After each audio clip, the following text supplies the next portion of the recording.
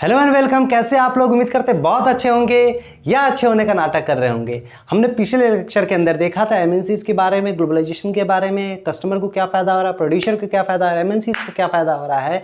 अब हमारी बारी है लेक्चर 2 के अंदर। हम लोग पढ़ेंगे कि कैसे इंटीग्रेशन हो रहा है, फॉरेन ट्रेड का क्या इम्पैक्ट पड़ रहा है, ये सब चीज़ों के बारे में पढ़ेंगे। तो हमारा पेज नंबर की बात करें, आपके जो पेज नंबर है, पेज नंबर एनसीईआरटी का 59 है। टॉपिक है foreign trade and integration of the market.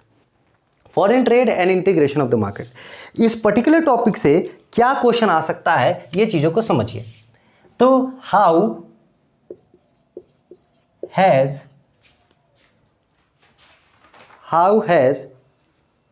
Foreign trade and how has foreign trade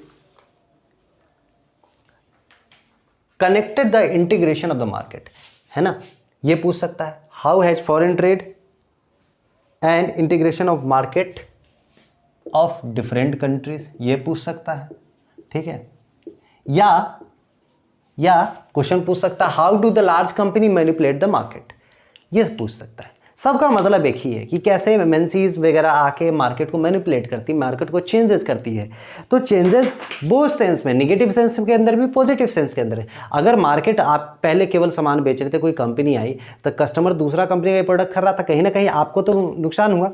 तो मार्केट को कैसे मैनिपुलेट कर रही है, तो हम लोग समझे एक एग्जाम्पल के माध्यम से समझते हैं। जैसे आपके बुक के अंदर दे रखा है चाइनीज़ टॉय वाला, चाइनीज़ टॉयज इन इंडिया।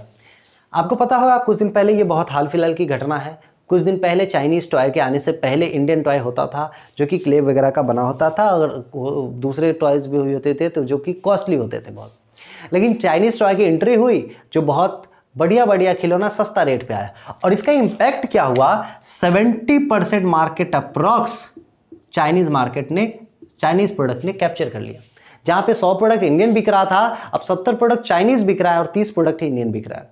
तो ये क्या हुआ, ये आप देखा मार्केट को कैसे मैनिपुलेट कर दिया एक बड़ी ऑर्गेनाइजेशन आकर के, क्योंकि वो बड़ा है। आप मान लीजिए कोई प्रोडक्ट बना रहे हैं, if you are making something like, आप मैगी बना रहे हैं, मैगी के नाम से कोई नूडल्स बना रहे हैं, आप मैगी बना रही है अपना, ठीक है।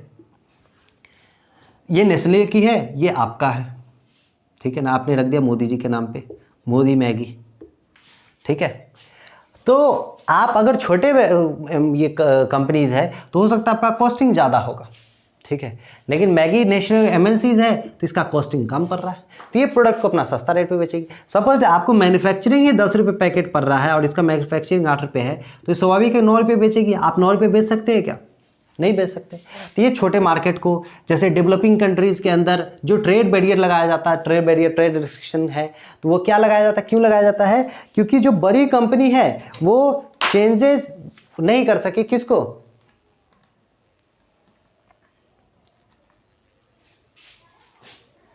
बड़ी कंपनी किसको चेंजेस नहीं कर सके?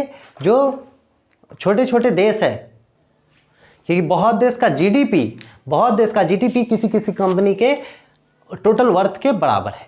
तो अगर कंपनी जाएगी वहाँ, तो जितने भी छोटे छोटे कंपनीज है वो सबको क्या कर देगी, ख़त्म कर देगी। वहाँ का लोकल मार्केट, जो लोकल मैन्युफैक्चरर है, लोकल जो प्रोड्यूसर है, उसको क्या हो जाएगा, नुकसान हो जाएगा। इसीलिए ट्रेड बैरियर, ट्रेड रिस्ट्रिक्शन लगाया जाता है, क्योंकि हमने देखा था कि 1991 के पहले हमारे यहाँ ट्रेड बैरियर, ट्रेड रिस्ट्रिक्शन था, ठीक है, जो कि बाद में लिबरलाइजेशन पॉलिसीज अपना के, लिबरलाइजेशन क्या है कि ट्रेड बैरियर, ट्रेड रिस्ट्रिक्शन के अंदर जो छूट दिया जाता है उसी को बोलते हैं लिबरलाइजेशन। हम लोग आगे इसको भी देखेंगे, ठीक है ना। Tariff barrier, taxes, tariff barrier और जो टैक्सेस लगाते हैं आपने हैवी टैक्स लगा दिया। कि अगर कोई कंपनी है, जैसे आपको याद होगा इंडियन नेशनल मूवमेंट के दौरान जो बाहर से जो प्रोडक्ट आता था, ब्रिटेन ने क्या कर दिया था, उसको इंपोर्ट टैक्स घटा दिया था। तो इंपोर्ट टैक्स कम होने के कारण लोग बाहर से प्रोडक्ट आ जा रहे थे, लेकिन एक्सपोर्ट टैक्स क्या कर दिया था, बढ़ा दिया था, तो यहाँ से प्रोडक्ट लोग भेज नहीं रहे थे, ठीक है ना। रॉ मटेरियल पे कम था, लेकिन फाइनल प्रोडक्ट पे एक्सपोर्ट टैक्स ज़्यादा था, इसलिए लोग सोच रहे थे बना के भेजेंगे, उससे वहाँ तो खरीदेगा ही नहीं, क्योंकि टैक्स सब देखिए, अगर टोटल कॉस्टिंग हो जाता है ज़्यादा, तो आपको वहाँ पे सस्ता पे तो आप बेच ही नहीं सकते हैं ना। तो इसीलिए टैरिफ बैरियर लगाया जाता है, कि ताकि बड़ी कंपनी देश के अंदर नहीं आ पाए और वो छोटे कंपनी को नुकसान नहीं दे, जो छोटे छोटे डेवलपिंग कंट्रीज हैं। तो मैनिपुलेट कैसे किया, आपने देखा कि वो आकर के प्रोडक्ट को सस्ता रेट पे बनाया और सस्ता में बेचा, और जो पहले से एग्जिस्टेंस थे वो उसको मजबूर किया कि सस्ता में बेचे, तो उसको नुकसान हुआ, बहुत सारी कंपनियां वैसे बंद हो गई, ठीक है, इससे क्या फायदा हुआ, किसको किसको क्या फायदा हुआ, इस पे क्या हुआ, तो good travels from one market to another market, एक मार्केट से दूसरे मार्केट में गुड का ट्रैवलिंग हुआ, और इस ट्रैवलिंग से क्या हुआ, चॉइसेस बढ़ा, ठीक है ना, मार्केट के अंदर चॉइसेस बढ़ा, choices of the market, goods in the market rises. अब मार्केट का चॉइसेस बढ़ा तो जो कंपनी जो सेल कर रही थी उसका भी तो मार्केट एक्सपेंशन हुआ, है ना। Price of similar goods into markets tend to be equal. अब पहले जो खिलौना का दाम, इंडियन खिलौना का दाम 500 रुपया था और चाइनीज़ का दाम 100 रुपया था, तब दोनों खिलौना का दाम क्या होने लगा, एक ही तरह का सिमिलर प्रोडक्ट्स का दाम भी सेम होने लगा। मान लीजिए आपको 10 रुपये में खिलौना मिल रहा है, वही खिलौना इंडियन 100 रुपया मिल रहा है, तो आप कभी नहीं खरीदिएगा, है ना, आप कभी नहीं खरीदते हैं कि उस खिलौना को, ठीक है। तो ये क्या है, आपको ये मैनिपुलेशन हो गया मार्केट के अंदर, कि एमएनसीज का मैनिपुलेशन हो गया, ठीक है। अगला टॉपिक हम लोग देखते हैं ग्लोबलाइजेशन क्या है। अब देखिए क्या बात कर रहे हैं, ग्लोबलाइजेशन की बात करते हैं। ग्लोबलाइजेशन क्या है, बेसिकली आपने जो अभी तक पढ़ा है कि exchange of goods and services, technology, man power and investment, these are basically word that is called globalization. ये क्या है, तो ग्लोबलाइजेशन मीन्स इंटीग्रेटिंग, मतलब आप बेसिकली क्या है, अगर हम सिंपल भाषा की बात करें तो it is the process of rapid interconnection between two countries, दो कंट्रीज के भी इंटरकनेक्शन, इंटीग्रेशन की हम बात को हम लोग क्या करते हैं, ग्लोबलाइजेशन कहते हैं। अगर हमको लिखना पड़े डेफिनेशन कि what do mean globalization and what are the impacts of the globalization in India, तो आपको सबसे पहले डेफिनेशन लिखना होगा, 1 नंबर डेफिनेशन पे जाएगा, 2 नंबर आप उसका इम्पैक्ट, अगर 5 नंबर में है तो आपको एग्जाम्पल्स पे 2 नंबर आएगा, ठीक है। तो globalization means integrating the economy of a country with the economies of the other countries। एक कंट्री का इकोनॉमी को दूसरे कंट्री के इकोनॉमी के साथ इंटीग्रेट करने के प्रोसेस को हम लोग क्या बोलते हैं, ग्लोबलाइजेशन बोलते हैं। तो ग्लोबलाइजेशन क्या खुद से हो जाएगा, नहीं ना, कंडीशन उसके लिए फेवरेबल होना चाहिए। आप कहीं एमएनसी बैठा रहे थे, वो भी तो ग्लोबलाइजेशन का एक रूप है ना, तो आप वो क्या होना चाहिए, under the condition of free flow of trade, free flow होना चाहिए ट्रेड। पहले आपको मैंने बताया 1991 के पहले हमारा ट्रेड बैरियर लगा हुआ था, ट्रेड रिस्ट्रिक्शन था, ठीक है। हम लोग आगे अभी देखेंगे ट्रेड बैरियर क्या होता है, तो वो उसको नहीं होना चाहिए। ट्रेड बैरियर नहीं होगा जभी तो आप कहीं फैक्ट्री लगाइएगा, आपके पास ट्रेड रिस्ट्रिक्शन लगा दिया गया। ट्रेड बैरियर क्या है कि टैक्सेस बढ़ा दिया गया आपको। अगर आपके यहाँ किसी को ये करना नहीं, मान लीजिए आपका रूम खाली है किराए के लिए, आपको उसको देना नहीं है, तो आपने क्या बोल दिया कि हम 20,000 रुपये किराया लेंगे, और वो रूम का वैल्यू 3,000 रुपये, तो लोग खुद नहीं आएगा, तो ये टैक्सेस बढ़ा दिया। तो free flow of trade and capital across the borders, ठीक है। किस कंडीशन में इंटीग्रेशन होगा किसी भी इकोनॉमी का, जब ट्रेड का फ्री फ्लो होगा, ठीक है ना, ट्रेड का फ्री फ्लो होगा तभी तो कैपिटल इन्वेस्टमेंट होगा इधर से उधर। इट कॉजेज, इसके साथ क्या कॉज होता है, मतलब ग्लोबलाइजेशन क्या क्या होता है, not only the movement of the goods and services but also the movement of the people, technology, investment and, simple भाषा की बात करें दैट इज कॉल्ड एक्सपर्टीज। आप मान लीजिए इंडिया इस चीज़ में एक्सपर्टीज़ है, जैसे आपको पता होगा इंडिया के अंदर बीपीओ है ना, बीपीओ यानी जो कॉल सेंटर्स है वो बहुत ज़्यादा यहाँ पे इंडिया में काम करता है।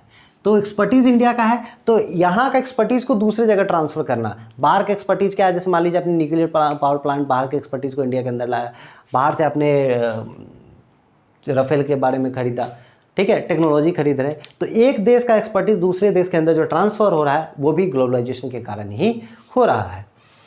तो इसका गुड इम्पैक्ट और बैड इम्पैक्ट दोनों पड़ता है ना। तो गुड इम्पैक्ट और बैड इम्पैक्ट क्या होता है, तो सबसे पहले हम इंडियन मार्केट के अंदर इसका इम्पैक्ट क्या है उससे जानने से पहले हम लोग क्या समझ लेते हैं, लिबरलाइजेशन को। क्यों बोलते हैं लिबरलाइजेशन, लिबरल ये बना है किससे, लिबरल से, मतलब आप नॉर्मल है, लाइक मतलब आप पहले स्ट्रिक्ट थे, अब आप लिबरल हो गए, ठीक है, फ्री कर दिए। स्ट्रिक्ट थे किस लिए, जो लिबरलाइजेशन क्या चीज़ का है, न्यू इकोनॉमिक पॉलिसीज़ का है, NEP, न्यू इकोनॉमिक पॉलिसीज़, ठीक है। तो इसका 3 कंपोनेंट, इसको मैं मिटा दूँ अगर, इसका 3 कंपोनेंट तो कौन कौन, LPG, न्यू इकोनॉमिक पॉलिसीज़ का 3 कंपोनेंट कौन कौन, एक तो लिबरलाइजेशन, दूसरा प्राइवेटाइजेशन, तीसरा ग्लोबलाइजेशन। लिबरलाइजेशन क्या है कि आपने ट्रेड के जो ट्रेड रिस्ट्रिक्शन था, ट्रेड बैरियर था, ठीक है, उसको क्या कर दिया, कम कर दिया, रिस्ट्रिक्शन, है ना, उसको कम कर दिया। पहले जो टैक्सेस ज़्यादा था तो ट्रेड बैरियर क्यों लगाते थे, ट्रेड बैरियर क्यों लगाते थे, ठीक है, ट्रेड बैरियर क्यों लगाते थे, क्योंकि जो लोकल जो डोमेस्टिक जो लोकल जो हमारा मैन्युफैक्चरर था उसको प्रोटेक्ट किया जा सके। ऐसा नहीं कि उसको जब आप ओपन मार्केट पर कर दिए तो बाहर की कंपनी, बड़ी बड़ी कंपनी आ गई और उसको दबा दे। इसके लिए हमने ट्रेड रिस्ट्रिक्शन लगाया। शुरुआत में हमारा इकोनॉमिक पॉलिसीज ये ऐसा था कि हम लोग ट्रेड रिस्ट्रिक्शन पे हम लोग LQP पे काम करते थे, लाइसेंसिंग कोटा परमिट, ठीक है ना, लाइसेंसिंग कोटा परमिट, ठीक है ना, लिमिटेड कोटा परमिट भी बोल सकते हैं। तो लाइसेंसिंग कोटा परमिट, तो लाइसेंस लेना पड़ता था आपको और फिक्स था कि इतना ही को मिलेगा। हमने लिबरलाइजेशन का ठंडा बनाया, ट्रेड बैरियर को कम कर दिया, टैक्सेस को कम कर दिया, ठीक है, मतलब टैक्सेस कम कर दिया तो बोला चलो आ जाओ। फिर प्राइवेटाइजेशन पे काम किया। हमने देखा कि अब पब्लिक सेक्टर, पहले क्या था कि पब्लिक सेक्टर ज़्यादा काम करते, मतलब गवर्नमेंट की ऑर्गेनाइजेशन ज़्यादा काम कर रही थी। अब उसको चेंज करके किस पे ले आया, प्राइवेट ऑर्गेनाइजेशन, क्योंकि अब इन्वेस्टमेंट की ज़रूरत थी। तो इन्वेस्टमेंट कब होगा, जब आपने ट्रेड बैरियर को हल्का किया, ठीक है, तो प्राइवेटाइजेशन की ओर आपने बढ़ा, ठीक है। फिर उसके बाद क्या हुआ, ग्लोबलाइजेशन, जब प्राइवेटाइजेशन, जब बाहर की कंपनी आएगी तो क्या होगा, ग्लोबलाइजेशन होगा, विश्व स्तर पे अब बात होगा, ठीक है। Expansion of the market for the both producer, अब जब मार्केट का एक्सपेंशन होगा तो चॉइसेस बढ़ेगा, किसके लिए, कंज्यूमर्स के लिए। तो हमने देखा कि कैसे लिबरलाइजेशन और ये पॉलिसी अपनाया, न्यू इकोनॉमिक पॉलिसीज अपनाया। और अब मैंने पीछे बार बता दिया था थोड़ा आपको जानकारी के लिए कि PV नरसिम्हा राव की सरकार थी और मनमोहन सिंह उस समय के फाइनेंस मिनिस्टर थे, ठीक है। तो इसका इंडियन मार्केट में क्या इम्पैक्ट किया, इंडियन मार्केट में क्या इम्पैक्ट पड़ा। तो इंडियन मार्केट के अंदर आपसे क्वेश्चन पूछ सकता है कि, क्वेश्चन आपको पूछ देगा कि ग्लोबलाइजेशन का क्या इम्पैक्ट पड़ा इंडियन मार्केट में, या उसी को the impact of globalization has not been uniform, मतलब यूनिफॉर्म नहीं, एक तरह का नहीं है, ठीक है। तो आप पेज नंबर पहले निकाल लीजिए, page number 67, page number 67, page number 67 के अंदर para number 3, firstly MNC has increase their investment in India, firstly उसको टिक कर लीजिए। सेकेंडली पेज नंबर 67 के अंदर, फिर उसके बाद ग्लोबलाइजेशन, मतलब आपको ये टॉपिक पूरा आपको पढ़ना है, ठीक है। अब समझ लीजिए इसके अंदर क्या है, क्या इम्पैक्ट पड़ा, क्या इम्पैक्ट पड़ा इंडियन पॉइंट ऑफ व्यू से। तो इंडिया स्टार्टिंग में पहले क्या था कि इन्वेस्टमेंट किसी को करने नहीं देता था, है ना, पॉलिसी रिस्ट्रिक्शन था। फिर बाद में इन्वेस्टमेंट से स्टार्ट हुआ तो MNCs आना शुरू हुई, सेलफोन बनाना के लिए वाली कंपनी, बैंकिंग सेक्टर में, सब जगह सेक्टर में आना शुरू हुई। तो चॉइसेस लोगों का बढ़ा, है ना, तो चॉइसेस बढ़ा, ठीक। फिर उसके बाद जो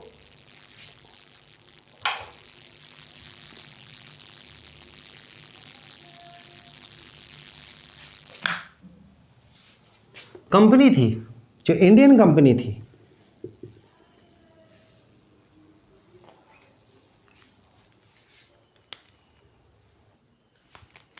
चॉइसेस ऑफ गुड बढ़ा।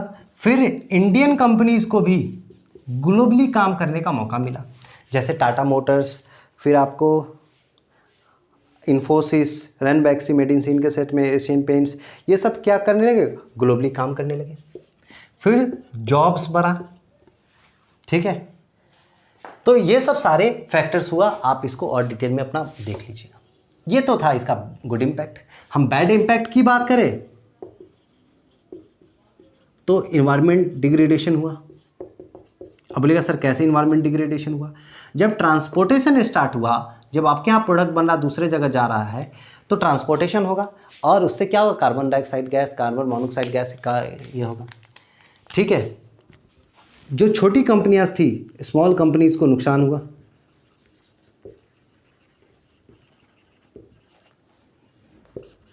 ठीक है। फिर क्या होता सकता होगा ग्लोबलाइजेशन का, जो डेवलपिंग नेशंस हैं,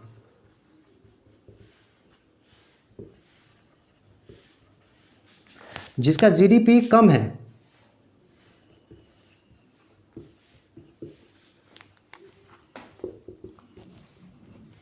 affected by this, affected by this, क्योंकि बड़ा बड़ा ऑर्गेनाइजेशन आएगा तो उसके यहाँ छोटे कंपनी को तो ये कर देगा।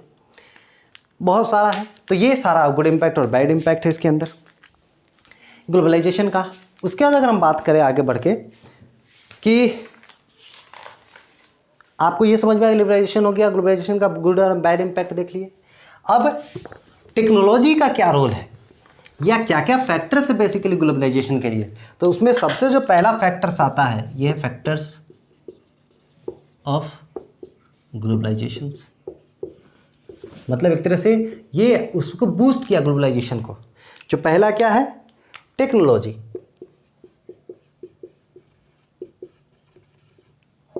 दूसरा कम्युनिकेशन सिस्टम गुड।